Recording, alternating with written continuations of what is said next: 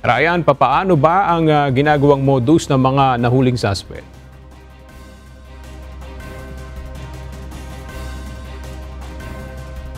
Ating mga kababayang motorista na pabibilisin nila yung pagsakay sa roro ng ating mga kababayan kapalit ang pera. Pinag-iingat ng mga otoridad ang ating mga kababayan na dumadaan sa Batangas Port pauwi sa kani-kanilang mga probinsya. Ito ay pagkatapos mahuli ang dalawang fixer na sa akto ng pambibiktima sa kasagsagan ng dagsa ng mga tao sa Pantalan ngayong holiday season.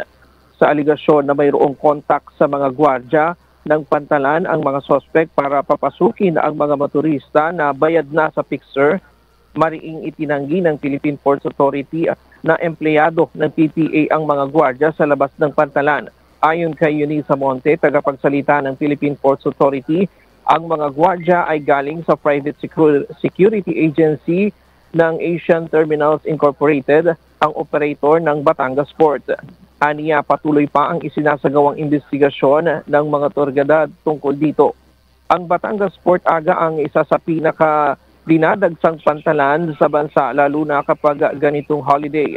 Nitong nakaraang araw, umabot pa sa 24 oras at higit pa ang mga pasahero at mga sasakyan para makasakay lamang ng barko. Inaasahang ang dagsa ng pasahero sa Pantalan hanggang matapos ang pagpapalit ng taon. Mahaharap naman sa kasong paglabag sa Article 318 ng Revised Penal Code ang dalawang suspect na nahuli. Yan muna ang latest mula dito sa Quezon City. Balik sa iyo, Aga. Maraming salamat, Ryan Lacanlale.